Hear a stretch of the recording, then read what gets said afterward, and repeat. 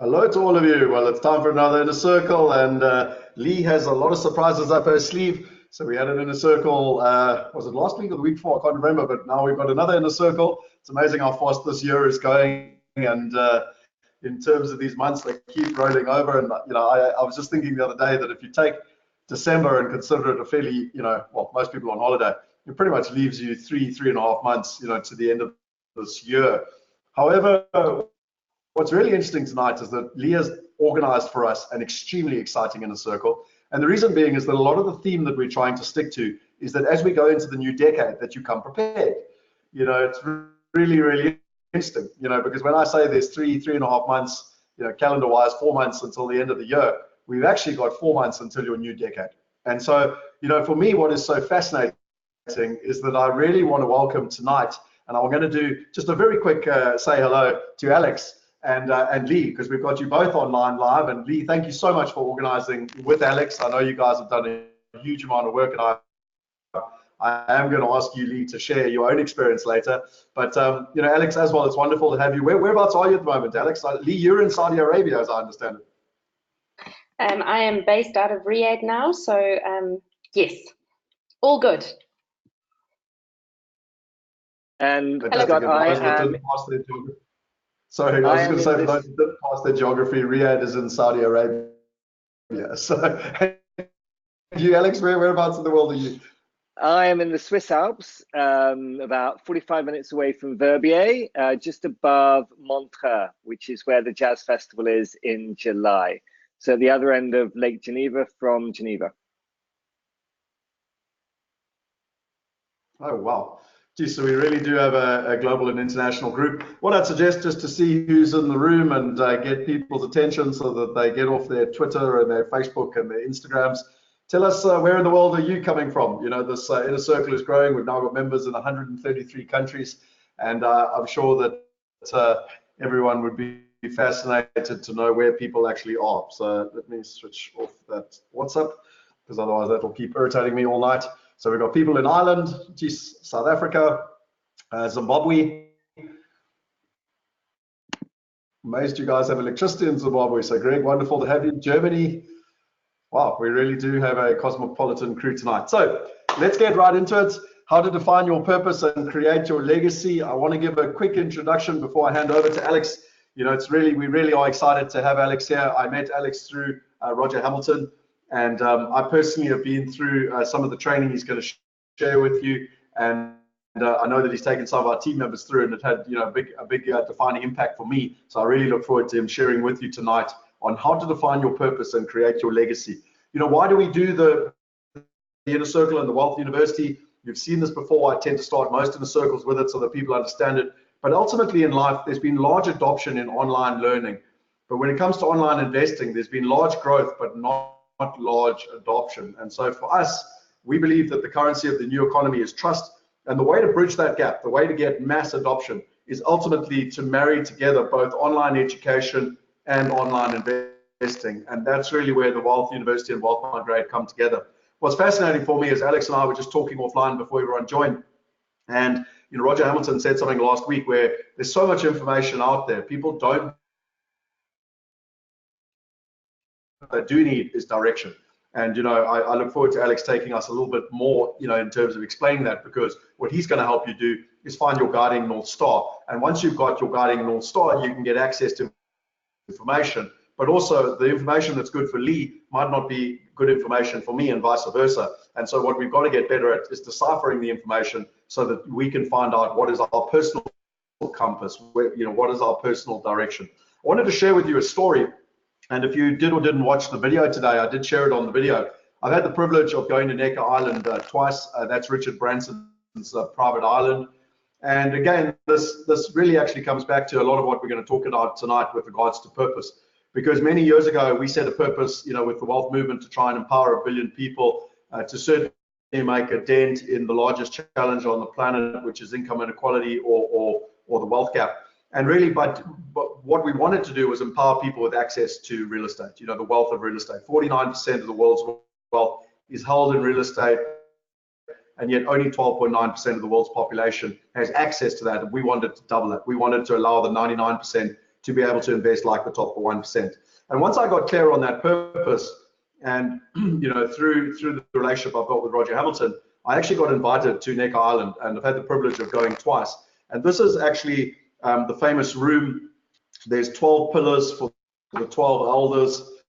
So this was the likes of Desmond Tutu and Nelson Mandela, and I can't remember all 12 of them right now. I think Bill Clinton was there, the guy that ran the UN, and 12 of these amazing old leaders that come together. And it represented where Richard Branson got these 12 very, very wise and astute politicians and business people from around the world to come together to solve world challenges. And what was interesting was about 25 people were invited, and we did this exercise called Life Hacks. And you would consider the caliber of people in the room. I said this morning, one guy sold his business for $800 million. He bought a house on an island with Richard Branson. The rates in Texas were $10,000 a month. Another guy, actually this guy sitting just on the right here, young guy, he was 40 years old, was about to have his wedding on Necker Island. He was flying all his mates out there, paying for the entire holiday, so all the flights and everything else, and it was costing him $50,000 a day just to rent the island. And what's interesting, when you're in that caliber, I always tend to say to people, I'd like to be the dumbest, poorest person in the room. But what was fascinating for me is that we did this life hack, and rather than talk about money or business, people really started talking about, firstly, grit for their children, grit and perseverance, which we'll have to talk about on a separate webinar. But the second thing they spoke about was purpose and legacy. And I just found that absolutely incredible. And for me, we had the privilege of dealing with Richard and spending a lot of time. This is Richard Branson. This is actually James Potton, who's recently become a board member of Wealth Migrate out of the UK. And you can see everyone, just trying to learn and from this guy's wisdom. And this was a picture of me and him actually getting to play tennis. And so without further ado, I wanted to hand over to Alex, because my biggest takeaway from Necker Island was that the wealthiest, most successful people on the planet, firstly, they find what they love. They love what they're doing. My uncle said to me 20 years ago, he said, Scott, I was so lucky. I went on holiday every single day and I got paid to do it. And what I've learned from the most successful people is they actually love what they're doing. There's no need to retire. If you look at Richard Branson, he's never going to retire. He loves what he's doing. Why would you retire from what you love? And then, even when they've been successful, they sit around and the things they contemplate is how can they add more value to society? How can they, have a more purposeful impact? What is their legacy? What is their destiny? And so it's without further ado that I was introduced to Alex, and this is something where he specializes in this. I don't know if the frequencies or the energy is high up in the Swiss Alps help him to tune in. But I personally had an incredible personal experience, and I know some fellows that have had a similar experience. And I look forward to him sharing with you tonight how you too can have that similar experience. So Alex, I'm going to hand the screen over to you, and I'd love you to just give us an introduction in terms of who you are, and more importantly, how did you come across this wisdom that you're now sharing with people all over the world? You've helped so many people all over the world, and I'm deeply grateful that you're prepared to share it with our inner circle. So thank you very much. Oh, look, Scott, it's a genuine privilege to be here. Thank you so much for that introduction. And how did I come across this work? Well, I came across it, actually. You see a picture of me here. I hope you can see my screen at the moment. This is me painting. It's actually in the French Alps. It's on one of my favorite mountains called La Meige, which in fact is where I saw Richard Branson. I didn't have lunch with him or dinner with him like you did, but I actually saw him in this ski resort, and he was skiing with a guide. And nobody knows this ski resort. It's called Le Grave, and it's one of the most extreme mountains in the world. And I've gone there on a number of different occasions and painted. And what painting in extreme locations has taught me is how to be creative everywhere. How, no matter what is going on in the environment outside me, to remain connected to what is going on inside me. And therein, I think, lies the secret. So what I'm going to talk us through this evening is how can you get into that space no matter what is going on around you. And purpose is really an articulation of that space inside you. And I'll introduce a model in a few minutes which explains the relationship between the world outside you and the world inside you. Now, this view that you see here is a really nice view of, a nice mountain. It's a clear day. And I'll also show a video where it was not so clear. and I'll explain what happened in that video. But before we start, let me ask a question, and let me ask this question of everyone who's on the call right now. Scott just talked about purpose, and I have my own definition of purpose, but purpose is becoming really popular today. Everyone seems to be talking about purpose. So what, in a word, does purpose mean for you? What does purpose mean for you in one word? And add that into the chat. We should have So do us a favor. chat. Yeah, I was going to say, do me a favor and put it into the chat. I tend to find if you participate and get active, you're going to get a hell of a lot more value than sitting passively. So let us know, what does purpose mean to you? It'd be lovely to see. We've got such an array of people from all over the world. It'd be lovely to see the global perspective. What does purpose mean to you? I don't know if you can see them here, but we've got helping, we've got drive and motivation, we've got a goal. Cool. I can't actually see the answers, so you're really going to have to drive on this one, Scott. So those are some of the answers. Cool. So those are some of the answers I've heard before. Keep going. To fulfill my potential. Cool. Joy. So some of the other answers I've heard are compass, North Star, my direction, my guiding principle, the meaning in my life, how I become fulfilled. Now, whatever it is for you is your definition of purpose, right? My definition of purpose is it is an individual's, so a leader's, a team's, or an organization's meaning, their vision for the world, which goes beyond profit and makes a difference in the world. And if you listen to what Scott just talked about there, he talked about the purpose for Wealth Migrate, which is a purpose which is about enabling billions of people to access what the 2% have. And if you look at what is happening in the world, we're seeing a shift towards purpose. And I'm not talking about what's happening in the country in which I was born with Bojo and his Brexit, and I'm not talking about Trump's tweets. I'm talking about the movement which is the counter to that. And that movement you could call the purpose movement. And you may have noticed a couple of weeks ago on the 19th of August that 181 CEOs around the world from some of the world's leading companies signed a statement at the Business Roundtable which said they wanted to redefine the purpose of business. So it no longer being about making profit, it being about serving stakeholders. And these are some pretty big names that you can see here. And the other person who's been talking a lot about purpose recently, I'm just in Wealth Migrate at the moment, Alex, but it's coming. Don't worry about that. Oh, look, you're going to be there. I mean, look, there's Amazon there, and you guys are the Amazon of real estate. So I think it's next year you're due to sign up, isn't it, Scott? Yep, I think so. I must have sent me an email. I must have missed it. Exactly. And here's another guy who I'm sure you're either in touch with already or you're going to be in touch with very shortly. This guy is called Larry Fink, who's the CEO of BlackRock, which is the largest asset management company in the world. And every year he now writes a letter to his stakeholders. And for the last 2 years, he's announced in Davos that he's put purpose at the heart of his letter. Now, BlackRock owns 6% of the largest companies in the world. And he says purpose is not the sole pursuit of profit, but the animating force for achieving them.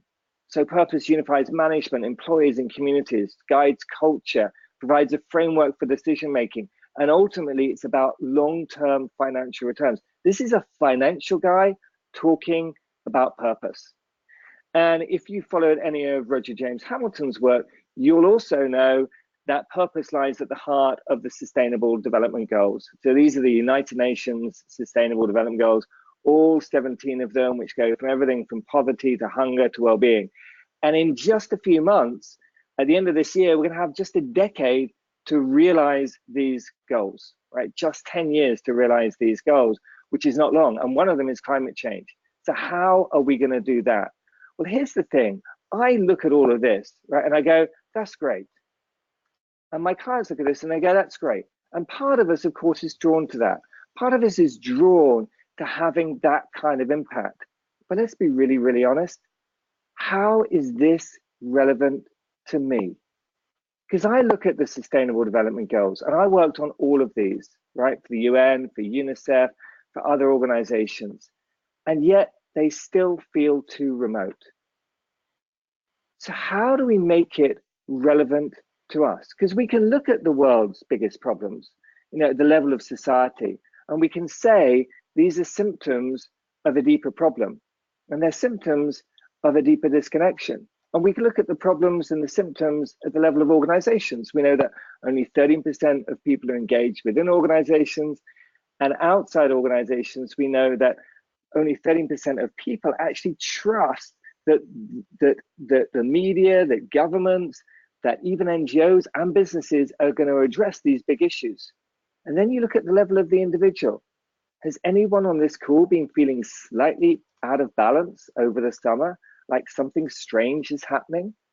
And we can see that in statistics, right? So we can see the highest level of divorce that we've ever had, the highest level of depression we've ever had, the highest level of addiction we've ever had, the highest level of sleep deprivation we've ever had, the highest level of non-communicable disease caused by stress. So what is going on? Well, here's my perspective. All of the symptoms we see at all of those levels are really symptoms of our own disconnection. So when we look at the society out of balance, actually, that's really about us being ultimately out of balance. In other words, the Red Cross is not going to solve peace in the world unless we find peace ourselves. The World Wide Fund for Nature is going to solve climate change unless we actually become sustainable ourselves. Sustainable in both senses of the word, sustainable in the sense that we have purpose and meaning, but also sustainable from a financial perspective. Because many people I know go out there and they have some great meaning, but they're actually unsustainable. So how do you have the balance between these two? So let's make this a little bit more personal. Let's stop talking about the big picture and let's start talking about us. And yesterday I had a session with Lee, and I helped Lee to articulate her personal purpose. In a moment, I'm going to ask her to share what happened in that session, if you're comfortable doing that. But let me ask you guys another question. And again, Scott and Lee, I'm going to have to ask you to give me the numbers here. On a scale of 1 to 5, how fulfilled are you in life? Where 5 is really high and 1 is really low. How fulfilled are you in life right now? Scott, you getting some answers? Okay. Lee, you getting some And answers? you just want to type it into the chat box. Yeah, type it into the chat. 2, 3, 3, 3.5, 3, 4, 2, 3. So basically a majority of 2s and 3s. We got 2 4s. And Okay. Anne, who's living in Ireland, is super loving life. She's at 4.5. 4.5, living in Ireland. We're coming to join you, Annie, in Ireland. Right, it's a beautiful part of the world. So let me ask another question then. What is stopping you from getting up to a 5? Even Annie, if you're at a 4.5, that's pretty amazing. Scott, what are you at? What would you say you're at the moment? Big picture purpose, I'd say I'm at a 4 or 4.5, but in terms of daily flow, I'm probably closer to a 2. Wow, okay. And what is stopping you from getting from a 2 to a 5? Because you want to get to a 5, right? You want to be at 5 all the time. Big picture, 4.5, great. But 2 on a daily basis, you want to get that to a 5, right? So what's stopping you from getting to 5 on a daily basis? Being in team meetings and management. So doing stuff that's out of my flow. Exactly, right? So stuff which is out of your flow. Do you know, I had this conversation with Roger the other day in Japan. I sat next to him. I said, how do you stay at a consistently high level? He said, I don't do the things which take me out of flow. I said, oh, that's interesting. How do you define that? He said, I go back to purpose, right? And then we had a whole conversation, which I'm not going to go into now, which is how do you sustain yourself and keep your energy high, right? So that you don't keep on being distracted. So how do you get from wherever you are? If you're at 2, how do you get to 5? If you're at 4.5, how do you get to 5? And how do you stay there consistently? And everyone will have a different answer to that question. Some of us will say, well, it's about, impact. I want to have more impact in my life. I want to go out there and put a dent in the universe, put a mark on the world. Some of us will say, I need a little bit more love in my life, right? I want a little bit more intimacy. I want my relationships to be more powerful. Some of us will say, I want to have more wealth, right? Everything starts with wealth, and I need just a little bit more wealth in my life. And some of us will say, actually, my health isn't great. I need to sort out my health. And that can be both my physical health, but it can also be my emotional health, my emotional well-being. And we know that the energy that we have, ultimately, that translates into physical reality, right? So if you were on the call last month with Joe, you know that Joe talked a lot about, you know, the inside, the state of mind that we're in and how that manifests in the physical form. So I want to share a short story with you. Scott just shared a story with you a few minutes ago. Now, my story is going to be slightly different. I'm going to share a story in the form of a video. So let me see if I can find that video for us. Can you guys see this video here? If I press play? Yeah? Okay, cool. Yep. So this is... Singing Rock with us. Yeah. Okay, cool. So this is a video of me painting in a blizzard. Now, I didn't intend to paint in a blizzard, just to be really, really clear. I went out that day and I knew there was snow on the ground, but I didn't expect to paint while it was snowing. And what happened when I was painting is it started to snow. Now, the first thing that happened as it starts to snow is the snow lands on the canvas, right? And the paint starts to run. Now, as the paints run, I start to panic, right? I'm not in control. I can't control what's going on the canvas. But as it continues to snow, what's happening is really, really interesting. The paint is starting to mix with the snow. And I'm like, oh my God, I need to step back. I need to stop resisting this. And so now I'm asking the question, well, what's my role? Well, my role is just to facilitate this process. And then I go, well, who's painting? Am I painting? Not really, right? Is the snow painting? Is the paint painting? Or is this something else which is kind of painting through me? Right? So I continue to paint, and I paint for the next 4 or 5 hours. And you'll see in a second that it gets kind of crazier, right? Where I can't even see the canvas. I can't even see the palette, and I'm still painting. And my mate who's filming me goes, everyone would think you're crazy, right? And the snow literally continues to fall and fall and fall. And these guys walk past and they're probably looking at me going, is this Van Gogh here? Because this guy, maybe he's lost it. But what's happening on the canvas is just drawing me to the canvas. And I'm just in this state of flow where nothing around me is really affecting me. And then we get right to the end. And I turn to my mate who's filming me and I go, Tony, is it finished? And he goes, not quite. So I continued for another 10 to 15 minutes. And then I went back to him and I went, Tony, is it finished now? And he goes, yes. And at exactly that moment, the sun comes out. And the sun melts the snow, which is holding the paint to the canvas. And the paint runs off the canvas. So I start with a blank canvas and I end the painting with a blank canvas. So all I have is this story to tell you what happens when you face a big challenge in your life. Now, if you're listening really, really carefully, you may have noticed as I was telling the story, there was part of me that was resisting. And there was part of me that stopped resisting and connected to something else. And if you now think about something in your life, because this story is not really about me, it's about how do we face challenges in our life. When you face the biggest challenges you've ever faced in your life, what did you do? How did you address the biggest challenges that you ever faced? It could be, losing a job. It could be losing a friend. It could be losing a relationship. It could be losing a relative. What did you do when you faced the biggest challenge you ever faced? What did you do, Scott, when you faced the biggest challenge you ever faced? I'd probably say it's when my dad died. And I took time out. And then in business, I've had a few mountains to climb. And I think it's generally about trying to get headspace. And then generally, I try and find inspiration. I've found Tony Robbins has been amazing for me. So going and getting some sort of perspective, some sort of inspiration that kicks me back into gear and finds solutions. I'm a big believer that everything in life happens for a reason. So trying to figure out what the reason is, and then trying to be as creative. You're putting myself into a creative state to find solutions. Lee, what do you do when you face a big challenge? When you face your biggest challenges?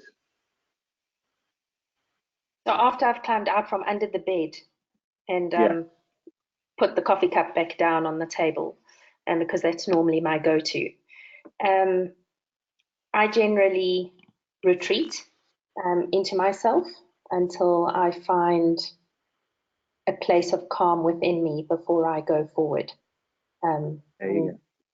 That is what I do. So yeah, because I think that for me, a lot of my personality traits, and that is about control, and that is the way I deal with it until I am ready to step forward into it. I just don't go there. Yeah. Thank you for sharing that, Lee, and Scott, thank you for sharing that as well. I think you verbalized it beautifully there, Lee. You retreat into yourself, right? You find that part inside yourself where you then feel at peace before you come back out into the world.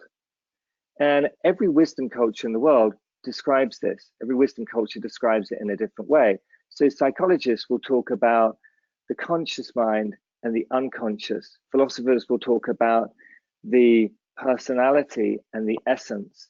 Religion will talk about the ego and the soul. And science will talk about the world of things, Newtonian things that you can touch, you can see, and the world of energy that you can't touch and you can't see. So if this is Newton's world, this is Einstein's world. And in fact, Einstein's equation, that famous equation, shows the relationship between these two. So if you remember E equals mc squared, now I'm not a mathematician, you can say I'm an artist, right? But my basic maths, right, Scott, tells me that you could rewrite that equation. So if it's E equals mc squared, E being energy, m being matter, and c squared being the speed of light squared, right, which is a really, really big number. My basic understanding says you could rewrite that to say energy divided by the speed of light squared equals matter. Or put another way, energy divided by a really, really, really, really, really, really large number equals matter. Or you could say a tiny, tiny, tiny, tiny, tiny, tiny amount of energy equals matter. And yet, what do we do most of the time? We spend most of the time focusing on the matter, right? The thing outside us, rather than focusing on the thing inside us, the energy. And so what I'm going to invite us to do is explore the world inside us for a minute. What happens when we go into the world inside us? And here's a model that I use to describe it. Call it the outer game and the inner game. And it's based on research by two guys called Adams and Anderson, who looked at 250,000 leaders around the world. And they found leaders that came from their inner game, from that space that Lee just described, are 1,000 times more effective as leaders than those who don't. So now you're asking yourself, okay, so what is the outer game? What is the inner game? So the outer game is our personality, it's our identity. It's what we've created in the world outside us. It consists of our personality, and the doorway into it is our first 5 senses. So our sight, our hearing, our smell, our touch, and our taste. And the key to unlock it is what I call your artist profile. So there are 4 different ways that we create, and those are essentially our strengths. And you could use any different psychological profiling technique to work out what your strengths are. Most of the time in business, that's what we focus on. We focus on this stuff, right? And that's what we do in most of our life. So what's this then? What's our inner game? What does that look like? So our inner game consists of our unconscious mind, our spirit, our essence, the energy. The doorway into it is our 6th sense, our intuition. And the key to unlock it is purpose. And when you unlock that, you unlock energy. So you unlock creativity, you unlock collaboration, you unlock courage, you unlock true leadership. You need both of those combined. So you need the outer to have impact in the world outside you, but you need the inner in order to provide that direction. This without this is meaningless. This without this means nothing happens, right? So you need both of these. You need the intellect and the intuition. You need the masculine and the feminine. You need the head and the heart. And so often what happens is we only have one of those. So let me just stop there and bring Lee or Scott in. any comments on anything I've said? Because I've introduced a model, right? And I want to kind of build on that model. So any comments on anything I've said there? Ladies first. I mean, from my perspective, I think I spend a lot more time in my outer game, and only in the last couple of years have I realized the patterns where most of the successful people I've studied talk about meditation and going inwards, and you know, Roger even said something on Thursday that I found amazing, which he said, to go faster you got to go slower. And you know, and so for me, it's been a journey, you know, in the last couple of years, Alex, you know, meeting you, going to India, month in India, you know, really trying to get more in touch with my inner game, because I think I'm quite out of touch with my inner game, but sort of always relied quite heavily on my outer game. Yeah, most of us are. Lee, do you want to add any comments? And feel free, by the way, if you're on the chat, to add comments in the chat as well. And I'm sure Scott or Lee will share those with me. Lee. So for me, I battle with the inner game because I can't see it. I can't, and it's not tangible. So there's no, I'm going to say instant gratification, if you understand what I mean, because you can't see the change. It happens over time, and then one day you all of a sudden realize that it has happened and you've come such a long way. But in that moment when you are doing it, you don't actually see the results immediately. And I think for a lot of people, because they can't see it and they can't hold it and use your five senses, which we are so keen and tuned into, that is where we get lost with the inner game versus the outer game, and where the imbalance happens. Yeah, and actually what ends up happening, and we talked about this yesterday, is we end up flipping from these two. So if any of you are feeling slightly out of balance, it's because you're going into that inner space and you're feeling that inner calm, and then you're being pulled back into the outer space. And the problem with the inner space is you can't see it, right? So those five senses, they wouldn't work for the inner game. And yet, what do we see in the world at the moment? We see more information coming through, and that's what Scott and I were talking about right at the beginning. I talked about this with Roger in Japan. The waves of change with AI and automation and robots and biotechnology, those are going to get higher and higher, right? And those waves are going to overwhelm us eventually. Now, the only way to deal with the waves of change, which are going to get higher and faster, is to elevate your perspective, is to get a sufficiently high perspective so you can see the waves that you want to surf and see the waves that you want to avoid. And really that kind of speaks a little bit to my journey, right? So 7 years ago, I wasn't in this space at all. I genuinely thought I was fulfilled, right? So I was working on the Sustainable Development Goals. I had my own company in Geneva. I was running global campaigns in terms of communications. I thought I was having impact. I was generating a nice salary, thank you very much. My health was pretty good. I was painting at the weekends and I was skiing in winter. Not a bad life, right? But there was one part of my life which was missing, and that was love. And I remember the last relationship I had before this relationship. And I remember what happened right at the end. I was in this girl's apartment and she started shouting at me, and she said to me, "You know what your problem is? You're a drama queen." I said, "What? What do you mean I'm a drama queen?" And I said, "No, you know what your problem is? You're the drama queen." And I stormed out the apartment, right, dramatically. And I got home that evening and I was really hurt by what she said. And I started to look back at my life and I realized that every single relationship that I'd ever had been dramatic. And the only person who'd been in all of those relationships was me. And that was like looking in a mirror and not liking what you see. Now we get to look in a mirror all the time, right? The mirror is the outer game. But the problem is that when we see ourselves in the world outside us, right, reflected, what do we try and do? We try and turn the mirror around, or we try and kick the mirror, or we try and break the mirror, or we try and do something to the mirror. But if you look in the mirror in the morning and you don't like what you see, what do? You go and change yourself, right? You go and change your hair, you go and change your makeup, you go and change your clothes, right? Until you're happy with the way you look. Then you go out. And the same is true in life. When you point the finger at one person, we often forget that there are three fingers pointing back at ourselves. So I realized I had to do some work on myself, which is what I did. And I spent 6 months, a little bit like Scott, going on course after course after course after course. And I ended up on a course in South Africa, right? In November 2012. And I faced my biggest fear. And my biggest fear was being true to who I genuinely am, being accepted and valued for who I am. And at the same time, I articulated my personal purpose for the first time. 3 weeks later, I met my wife. 16 months after that, we were married. The following day, we conceived Sasha. The year after that, Daniel, our son, was born. The year after that, I first started to help people to articulate their personal purpose. The year after that, we launched a company to help scale that work.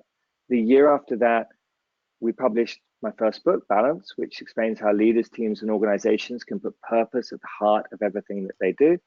And now here we are this year, having this conversation with you guys, talking about purpose and about to share something pretty exciting. At least we're pretty excited about what we're sharing, because it's going to help scale this work up and help each of you make a difference in your life.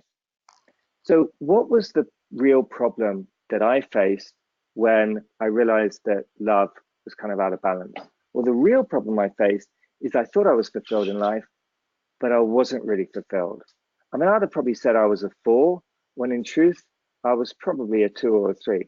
I had no idea that I could meet a woman like Anna and she would be as amazing as she is. I thought children literally passed me by. And now Sasha and Daniel are in my life, and they bring so much joy and so much love. Now, if you have children, you know exactly what I'm talking about. And if you don't have children, then do remember that at one point you were a child, right? And you were having that much fun. We all were having that much fun. We literally just moved last weekend to Switzerland. And Sasha and Daniel were having fun as we were packing the boxes. They were having fun in the moving truck. They were having fun as we were unpacking. They were having fun everywhere. How often do we really have fun in our lives? How often do we really do what we're supposed to do? So what changed, right? Now, what I've just told you is my story, right? That's part of my story. And there's a far, far longer story about how I lost my creativity, but I'm not going to go into that for now. But really the reason I share it is because it's about your story. So what is your story? What's happened in your story? And the sessions that I did with Scott and Lee, and also with Richard from Wealth Migrate, I looked at their story. And that really is the key to understanding our purpose. So we looked at both the lowlights, and both Scott and Lee just described lowlights, but we also look at the highlights. And your purpose is the fil rouge, which is a French term for red thread, which runs between them. And so that's what we explore in a personal purpose session. But before we do that, I want to just share with you one more thought, right?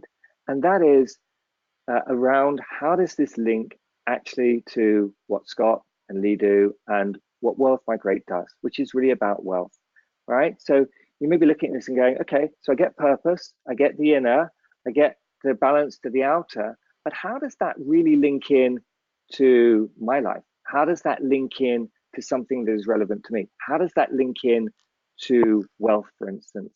And so I want to introduce just one more model before I open it up to questions, and then I'm going to share something right at the end. So this model is called the legacy diamond. And the legacy diamond is predicated on the idea that really in life, there are 2 big things that we want to achieve. There's one part of us, the masculine part, the outer game, that wants to go out into the world and put a dent in the universe, wants to put a mark on the world and wants to achieve something. It's the hunter-gatherer in us. It's the masculine part of us that wants to go out there and do something.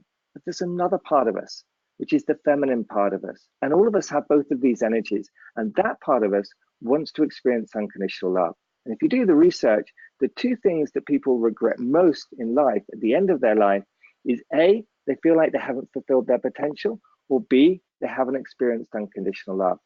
So these are the 2 things that we need to keep in balance. And what are the 2 enablers of that? The 2 enablers are your health and your wealth. Now, last month on the Inner Circle call, you had Jo, who's incredible, and she would have talked about health, both the emotional health and also the physical health. So I'm not going to focus on that. But what is the other enabler? The other enabler is wealth. You need wealth in order to maximize your impact. You need wealth in order to experience all that you can experience in this life.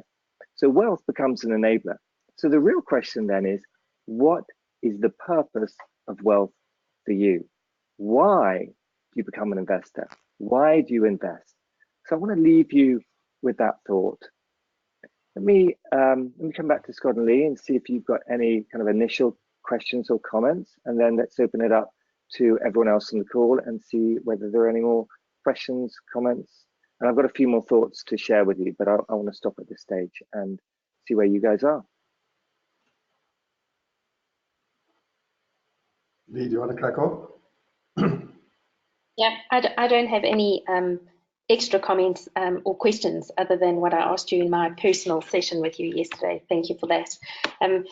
But I think that people underestimate the power of tuning into your inner purpose. Like I said at the end of our session yesterday, I was completely blown away and emotionally drained at the same time, just for the reason that everything all of a sudden makes sense, and all those walls and castles that you build around yourself comes crashing down. So thank you for everything that you have shared, and for those who haven't done it, when Alex shares further with us just now, just breathe it all in and listen, because it's amazing. Oh, thank you, Lee. I'm really touched. I mean, what we started to look at is the link between the two, right? Which I didn't share on this call, but you know, when you look at the outer and the inner, what is the thing that links the two of them? Well, at the level of the individual, it's our beliefs or our mindset. And often those are out of whack, right? So if you think about your life, right? Imagine that from the moment you're born until now, everything has been recorded, right? Every single moment has been recorded, right? Somebody's been following you around and recording everything. You know, everything you saw, everything you heard, everything you felt, everything you touched, everything you smelled, right? Everything recorded. And then they put it on one big database, right? And then they misfiled some of it. And then they put some glitches into it, right? So you put some information in and it hits a shortcut and it leads to a reaction which you don't intend, right? That's your body, right? That hard drive on which all that data has been stored, that's your body, right? That creates your mindset. And so what happens often is we get an input coming in, it hits one of these misfilings or hits one of these bugs, right? And it glitches and it leads to the wrong reaction. And that reaction is not what we intend. We know that we weren't supposed to do that. And so part of the work is understanding what your purpose is. And then part of your work is also shifting the mindset. And mindset in a company is culture. And in society is myths. So how do we really address the UN Sustainable Development Goals? We need to change the myths up here. And we need to change the culture within companies. But where does that start? That starts with us at this level, right? Shifting our mindset, elevating our perspective, changing the level of energy. So let's open it up for questions. And Lee, I'm going to ask you to help me when questions. So Gavin has said that wealth is what you have left if you're financially broke. And I don't know if anyone else has any other comments that they want to add or any questions. There's been a couple of comments and stuff that's been coming through, but not necessarily relevant to this. I think from my side, Alex, you know, what I've always believed, you know, once I found my purpose, it was like the metaphor of climbing Kilimanjaro. You know, it's a big mountain. It's the highest, tallest mountain in Africa. It took 6 days to climb it. And there's actually many ways up Kilimanjaro, but there's only one top. And what I found is that, you know, a lot of people, when they don't know what their purpose is or why they're here, you know, any sort of journey is good enough for them, you know. And yet when we climbed Kilimanjaro, there were very hard times. There were very happy times as well. We had a lot of fun. We were a good group of friends. But, you know, when you have the hard times, the being clear on the, you know, why you were doing it and where you're going helps you sort of get through the hard times, you know. And I think I find that it tends to, between your inner and your outer world, you know, when you're clear on what you're doing and more importantly why you're doing it, I think it gives you a lot of ability for persistence, which I know I started the entire call tonight with how do you get people to have grit and persistence, but I actually think it's getting clarity on where you want to get to, because it's the same journey. when you, I mean, I think you're absolutely right. And let me pick up on two things she said there. One is, you know, wealth is what you have when you lose everything, right? And so I'll just tell you a really brief story about my mother-in-law. So my mother-in-law is Ukrainian. My wife is Ukrainian, and she lived in Donetsk basically all of her life. And 5 years ago, you may remember Donetsk is the city where the civil war between pro-Russian forces and Ukrainian forces happened. And anyway, she was detained. She ended up being detained for 10 days by pro-Russian forces. We didn't know where she was. Sasha was literally 6 months old at the time. So for 10 days, we didn't know where my mother-in-law was. And she ended up being detained by pro-Russian forces literally outside her apartment. They took her up to her apartment. They took everything of value. They then took the keys to the garage and they took the car. She only escaped from being detained because the forces holding her were sent to the front line to fight. We spent those 10 days trying to work out where she was. And we actually, through friends, managed to get in touch with the guy who was responsible for the People's Republic of Donetsk, but he didn't know where she was. So it's not, you know, black and white. There's the good side and the bad side, and you get in touch with one side and they know where the person is. No, this was great. So she escaped literally with her life. And we said to her, okay, Tatiana, you need to come and live with us. So she's been living with us for the last 5 years. Now, what happened, right? So she lost her possessions. She lost the car. She lost the job. In fact, she ended up losing her husband because her husband spiraled into depression and never recovered. And he died last June. So literally, she lost everything in her identity. And it's not about my mother-in-law. This is the story of every refugee in the world. What do they really use? They don't lose the physical things. They lose their identity. They lose who they think they are. And you may say, hey, I'm not about to become a refugee, and thank God, I hope you're not. But what is the one thing that stays if you lose all of that? This, your essence. Now, it took Tatiana a long time to go back right into this and recreate who she is today. But today, she gets to be a nanny working in Switzerland, earning more money in a single day than she earned in a whole month in Donetsk. That transformation of going from here to here is not an easy transformation. And as I say, I wish nobody on this call to go through that transformation, but all of us go through transformation all the time. We may lose our job. We may end up being divorced. We may go bankrupt.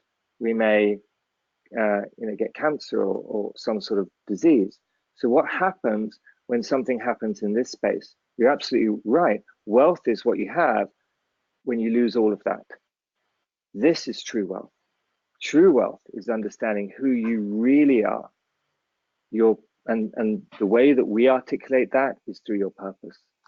That's all that you ever really have, right? And as Roger says, and I've heard you say as well, Scott, when you lose all of that, actually, if you still have this, and you can still go back out there and you can recreate the whole thing again. It's painful. It's not easy. That's what my mother-in-law had to do. It's what every single refugee has to do. And most of them aren't given the chances that she was given. She was lucky she had us.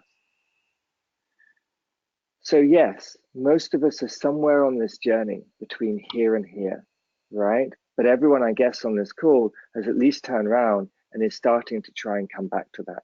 That is the journey we're all on, right? And that journey, it has many bumps along the road, right? Many different bumps along the road. And that's the journey we're all on. Now, you can accelerate that journey once you know that's the journey.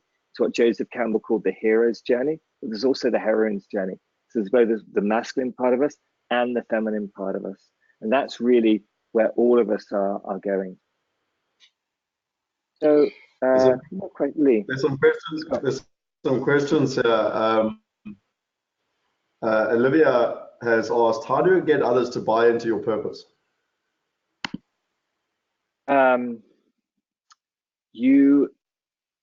So there's your personal purpose, and then there's a collective purpose. So the mistake that most of us make is that we try to project our purpose onto other people, right? So my purpose is to free the world's creativity for good. So it's all around creativity, right? Now, not everyone is going to buy into that purpose, but what can people buy into? Well, people can buy into a purpose which is about sustainability. People can buy into a purpose which is around sustainable creation. People can buy into a purpose which is around helping everyone to be who they truly are, because there's something in it for everyone. So what's my ultimate vision in terms of the company? What's my wish? My wish is that everyone is valued for who they are. Everyone. 7.5 billion people are valued for who they are. Now that's something which is going to touch, I hope, everyone, because everyone wants to be valued for who they are at some level. So there is a difference between your individual purpose and your collective purpose. So if you look at Scott's purpose, and Scott, I'm going to invite you to share your purpose, and you can share it or not share it, and then share the company purpose again, right? And so there's a difference between the two, right? Are you happy to share your purpose? I'm putting you on the spot now. No, perfect. So I want to, I did it a couple of years ago when I was sitting in a tree, and I came up with, I want to create a world of wealth, health, and happiness by having lots of fun and inspiring growth and change. And then when I worked with you, we went through it in quite a lot of detail, and you actually helped me condense that down to, I inspire people to achieve the impossible. And for those of you who know, at a business level, I inspire myself to achieve the impossible at the moment. Anyway, but yeah, at a business level, we want to empower the 99% to be able to invest like the top 1%, and ultimately get investing down to $1 per person per investment, and making it as easy as a swipe of a finger, which are all pretty outlandish objectives. So you can see there, Olivia, in what Scott just shared, the link between his personal purpose and the collective purpose, right? So it's clear that the 99% to be investing like the 1%, that's an impossible dream. But it's a dream that many people can share. Many people can get involved in that. So a lot of the work we end up doing is in teams and organizations is then going in and helping an entire team to articulate their personal purpose, and then help the team to articulate their collective purpose. And the way we do that is we then get everyone in the team to share their individual purpose. And as soon as everyone is seeing everyone's in again, the team is never the same again. The team is literally transformed in that moment, because now they've seen the essence of the individual. And then you build a collective purpose on top of that. And the collective purpose, of course, resonates at a far deeper level because of that. So Lee, are you happy? I mean, we only did your session yesterday, and you can say, no, it's a little bit too raw. And you can say, hey, I'm not ready, but I want to give you the opportunity as well, if you do want to share where you're at. I'm happy to share. It was an interesting afternoon with you. And my purpose came out that I elevate love because love is at the heart of everything, which was quite a shocking revelation for me, but actually it is exactly what I do, because everything I do is born out of the part of love within me, and that's whether it is a love for creating wealth, or a love within my children, or a love for helping other people to reach their full potential, or on this inner circle journey to learn about holistic wealth. For me, it has been about passion and love all along. So yeah, it is raw, and it does take a lot of getting used to, but it is now firmly written, and my mantra when I woke up this morning was exactly that. So yeah. Beautiful. And it was a really powerful session. I just want to respect you and honor you for sharing it, because we went on a bit of a journey yesterday. So and for those of you who know Lee, and for those of you who don't know Lee, you can see how that reflects in the work she does, right? So she's responsible for this community. Now, what holds a community together? Love. What is the heart of a community? Okay, you could call it connection. You could put it in business terms, and you could say it's about connection. But really, what's it about? It's about love. That's the underlying energy which sits behind the community, right? So what is it that Lee is really doing? She's elevating love in this community. In other words, she is in the perfect position because her inner and her outer are in alignment. I'm not going to talk about her personal life, but in her professional life, the two are in alignment.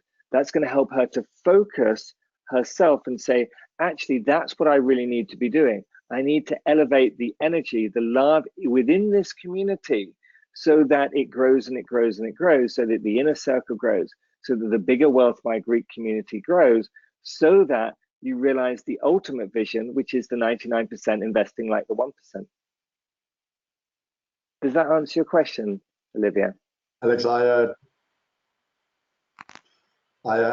stole the screen back because I thought while you guys were talking, I would show everyone what I did, you know, in terms of, and Leah, I recommend you do this as well, where you take that statement and you actually, you know, put it as a picture, you know, on your, so after I did the session with Alex, I actually put it there so that it was bold and front and center. That's awesome. Which is awesome, right? So a picture of Richard, Scott, and Scott's purpose. I don't know if you want me to, do you want the screen back, Alex? No, you're good for the moment. Some more questions. I'll ask for it back in a minute. More questions. There's a question from Ange. She says, if I'm 4.5 out of 5, do I need to raise my standards? My grandfather said the best way to achieve happiness is not to seek it. He knew I would chase a never-ending succession of goals, but just to be happy, I tend to adjust my expectations to my circumstances. Look, this is self-evaluation, and I'm not here to tell you whether you're a 4.5 or a 3, right? It's entirely up to you. My question to you is, what is it that you want to be? You know, so you're at this point, right? And it's pretty amazing, your life, right? And I can't tell where you are in terms of impact. I can't tell where you are in terms of love and relationships. I can't tell you where you are in terms of wealth or in terms of health. I can't do any of those things, and I'm not going to ask you to share those with us all now. But what I would ask you is, where do you ultimately want to get to, right? What is the end point, right? What is it you want to be remembered for? What is your legacy? What is it that you're going to leave behind in all of those different areas, right? And if you can articulate that and you can say, this is where I'm heading to, and now look at your life and look back at where you are, wherever you are, right? 4.5 at the moment. Are you on the trajectory to hit that? Because if you are on the trajectory to hit that, then you will be a 4.5 or a 5 out of 5. But if you're slightly off that trajectory, then actually your outer game is playing a trick on you, right? And so it's probably slightly off. Now, I can't tell that because I don't know you at all. But that would be the question I would be asking is, are you on the trajectory to hit this, right? Whatever that is. And you may say, well, how do I articulate that? Well, again, it comes back to purpose. So what is your legacy? Your legacy is your purpose reflected in the world outside you. In other words, you've totally fulfilled it, right? So what would Scott's look like? Inspiring dreams to enable belief in the impossible. So he would have inspired millions, if not billions of people to realize their dreams by enabling them to believe in the impossible. What's he doing in this business? The Amazon of real estate. Wow. What is wealth? Wealth is one of the biggest accelerators for realizing impact. So yeah, Scott, you know, if he can get himself out of the day-to-day admin, right, which is getting him out of flow, which is sucking his energy. It's like on your phone, you have, you know, on our phones we have lots and lots of apps, right? And when we have hundreds of apps open, right, they drain the phone's battery. I suspect you guys know that. I don't know when you can see me doing this, but what's the secret is to close down the apps, right? So some apps are draining our energy. Some apps are energizing us. And what Scott is doing, while he's on target because of his vision for his company to leave the legacy which is in alignment with his purpose, he's got some apps which are open in this moment which are draining him. And so the work that I would invite Scott to do is to work out which apps are open which are draining his energy and then close them down. Right? For you, Anne, the question I would ask is, where are you heading towards? What is this, right? What is your purpose reflected in the world outside you? What does that look like? And are you on target to hit that? If you're on target, you're a 4.5 or a 5 out of 5. If you're not on target, then You know, how can you course correct? Because you can course correct now. Often we talk about legacy and we go, oh, well, you know, I can leave my legacy till I'm in my 60s. No, because you won't get there. Right? You know, or I can leave it to my 70s. No, it's now. Right? You start creating your legacy now. All right? Does that answer your question? And maybe there's a follow-up question, by the way. If there's a follow-up, I'm happy to answer that. So I got a question for you, Alex. You know, I've been through the process, and I also acknowledge that when I say I've been through the process, I probably haven't even scratched the top of the iceberg, but I at least attempted to go there. And I think my point being is that for those who are on the call, you know, and are interested in what you're discussing, you know, what are the next steps? You know, how would one you know, how does one go about the exercise I went through, or the exercise that Lee went through? What, you know, how does one take this forward? Because the one thing is that you've given broad concepts, but obviously everyone at a personal level wants to know what's mine. You know, how do I do it? You know, and how do they go about that? All right, mate. Well, look, we can do that. I wasn't going to share that this evening, but the conversation does seem to be heading in that direction. What I was going to share is actually a program that you can join, which is going to help you to understand more of the concepts that I'm talking about, address the biggest challenges you face in your life, understand who you are, and understand what you really do with your life. And I'm going to talk through that in a second. But I'm going to answer your very specific question because you've asked that question. So if you are really, really intrigued, and I'm going to ask Lee to write this down, right? If you're really intrigued and you want to jump right to the end, right, and you want to do the fast track, you can actually book a call, right? So there is an opportunity for you to do that, and you need to go to personalpurpose.life/book a call. So that's how you would book a session. If you want to do the fast track, you really want to, you know, go through the session that Scott went through and that Lee went through yesterday, which is where I work with you one-on-one for 90 minutes. And in those 90 minutes, we'll spend the first half of it helping you to articulate your personal purpose, taking you through the process of understanding your highlights, your lowlights, the fil rouge, which connects the two of those. And then we'll start to look at what are the beliefs that are stopping you. So that's what I didn't do with Scott and Lee, right? We then start to look at, okay, so what is the mindset that is stopping you from bringing that purpose into the world? And what we also look at is what I call your masterpiece, which is the start point of realizing a legacy. Remembering I'm an artist, right? So a masterpiece isn't just a painting or a sculpture or a book. It can also be a project or an initiative or a program that you want to bring into the world. And the masterpiece is a perfect reflection of your legacy, right? So I'm sharing that with you because you asked a very specific question. What I was going to talk about was the bigger program. And obviously, you know, if you book a call with me, then there's an investment. Do talk about the program, because I'm intrigued. You know, when I met you, you were looking at doing something almost in beta mode, and now it's you know, it's coming into full existence. And you know, we're deeply excited about sharing with our community so that people can get access to these tools, because you know, we want to help sculpt every single person that's part of the inner circle into creating a masterpiece and living a life of legacy. You know? Cool. All right, mate. Well, can you share the screen with me again? Should I share my screen back with you? Yeah, can you do that? And I'll just share a few thoughts.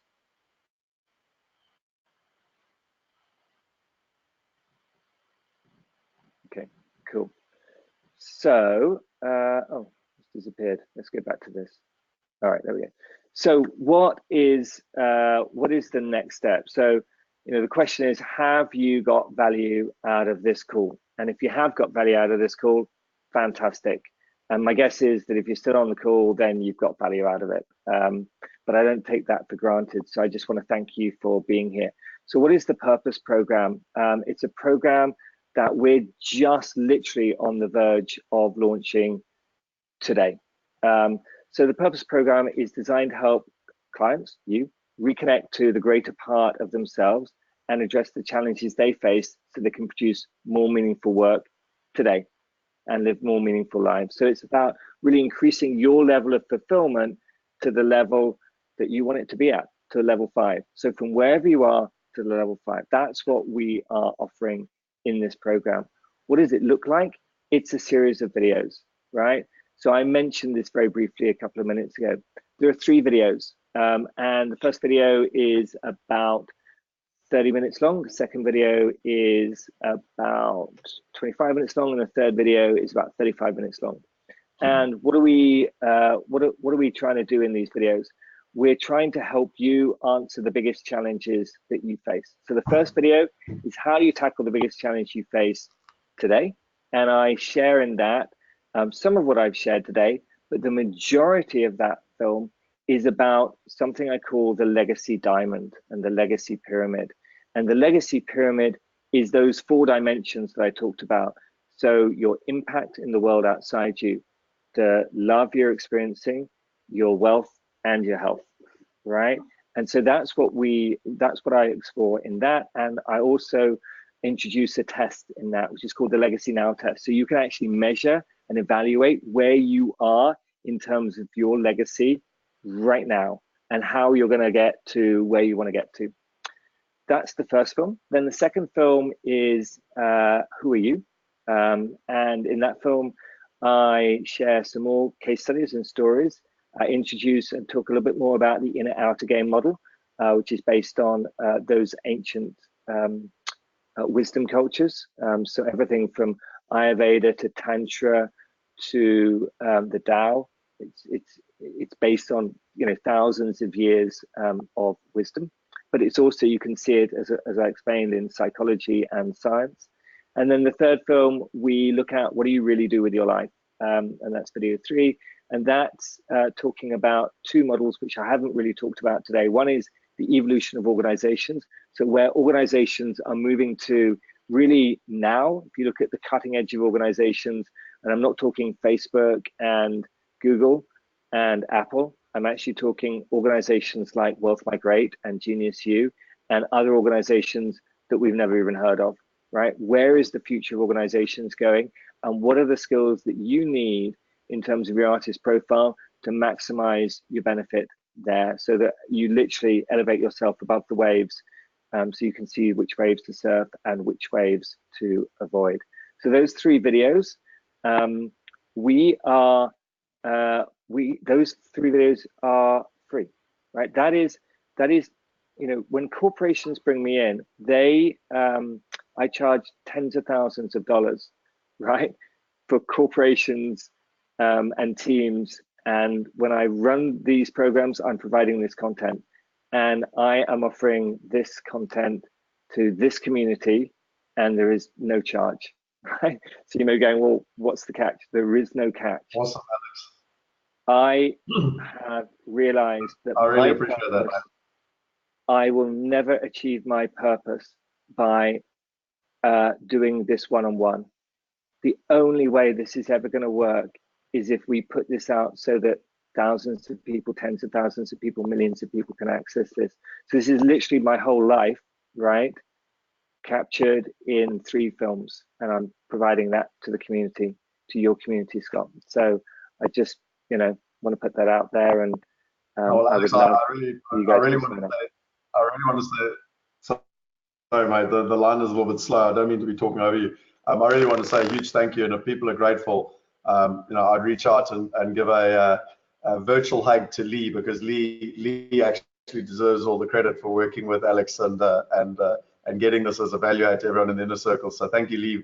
Really appreciate all the work you and Richard have done. But no, Alex, that's fantastic. My pleasure, mate. And so look, here is the link. You can write that down, or I'm sure Lee will post that in the chat right now. That's the link to this program. It starts on Thursday, the 12th of September, which is next Thursday, and will run for 3 days. So the Thursday, the 12th, Friday, the 13th. Yeah, it is Friday the 13th, but I actually believe that's a really lucky day. And Saturday, the 14th. And that's what we're running. So you can sign up right now, follow that link, sign up right now, and you will then have opted in, and then we'll provide you some content over the next week just to get you warmed up, and then the program will actually start on Thursday the 12th. Awesome. Well, listen, just before we go to if there's any questions, and there's people here saying Thanks, Alex. I really appreciate it, and that's very generous. Thank you.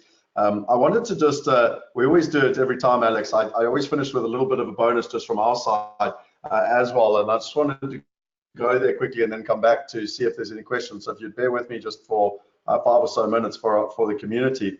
So, really, I hope that everyone got extreme value out of that, and more importantly, nothing else, it was actually a teaser or a taste into what's possible. And what I love about what you've done, and quite frankly, just by the way, for our community, I didn't even know what Lee and Alex and Richard had up their sleeves. So I'm just found that out myself. So I'll be watching those videos. So that's awesome, because I definitely would love a refresher. As you know, I always try and come with a bit of a bonus for you. And I wanted to share with you, I'm going to be sharing with you the book on the inner circle, the 5 mistakes every investor makes and how to avoid them. It's by Peter Mallouk.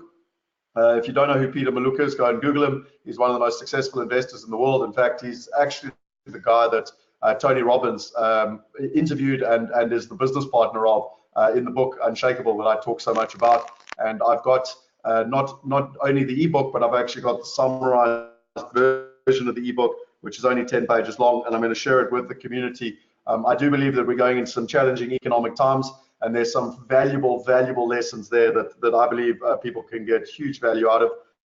If I can go and find it for you quickly, I did have it open somewhere. I don't know if I've still got it open.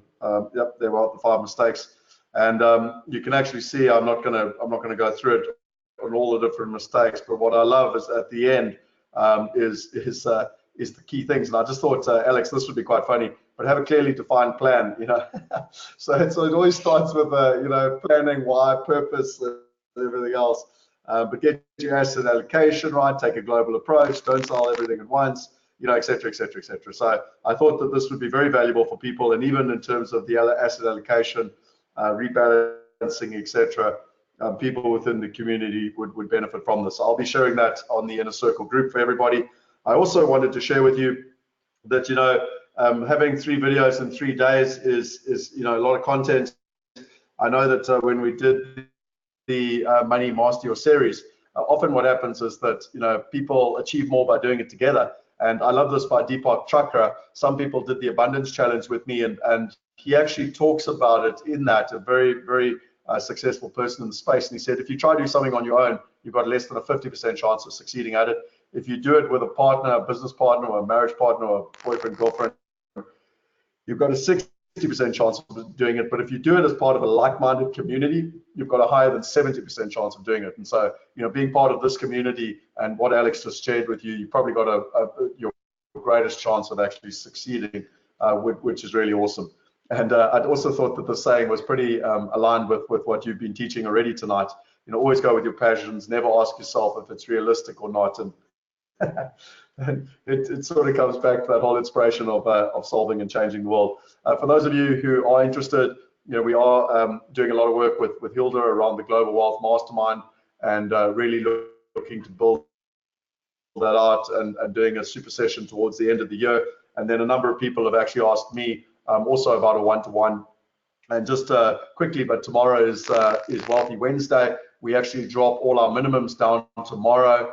And so we've got 2 webinars. We've got one at lunchtime. I think it's 11 a.m. GMT, which is 12 p.m. London, or 1 p.m. South Africa, where we'll be going through all the latest deals. And then at 5 p.m. GMT, so that's 6 p.m. London, 7 p.m. South Africa, I will actually be taking you through the 8 steps to creating wealth, the 8 pillars to creating wealth through real estate, which, hopefully, I highly, I know we've got micro degrees and everything on it, but repetition is the mother of skill, and I really recommend that you do it. In terms of just the next steps, you've got Lee's details here. You can take a screenshot, or you're on the group, so you can reach out. And I wanted to finish with, Alex started tonight with all about your destiny and creating your destiny and your purpose and what is our legacy. And for me, just being part of this community, I believe that our purpose and our legacy is to empower 1 billion people and to aim to solve the wealth gap. Our manifesto is imagine a world where most or all people are literate, a world where education is par for the course, a world where women are treated as equals, a world where all people have access to investment opportunities.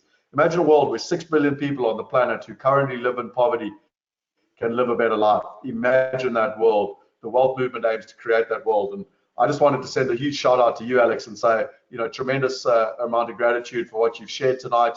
To the community, as always, thank you for coming along and engaging. We've had so many questions and feedback. If anyone's got any final questions, I'll go to them now. And to you, Lee, and I know Richard is sleeping in Brisbane, but thank you for all the work you've done with Richard. Thank you for the work you've done with Richard, but with Alex as well, in terms of actually giving people a next step so that they too can go out there, and find their purpose. So thank you very, very much for that. In terms of, I don't see any other questions here. People are asking to share the link. I don't know, Lee, if you've got it. Sorry, I didn't write it down on my PowerPoint. Maybe if you could just put it in the chat box. I'll try and get it quickly, and I'll put it up on my screen. In terms of where we're at, lots of people saying thank you very much. So Alex, a huge amount of gratitude. Sorry, Lee. No, I was just going to say it's in the chat box, and I also replied to everyone on their questions with it. So everyone should have it. I'll also post it in the Inner Circle WhatsApp group and also on the Facebook page, so everyone will be able to access it. Yeah, okay, that's actually an excellent idea. Thank you, Lee. Would you mind just repeating it for those that want to write it down now? Sure. So it is bit.ly, so bit.ly /WM-Alex. So it's bit.ly, so bit.ly /WM-Alex, ALEX. So hopefully that should be really easy.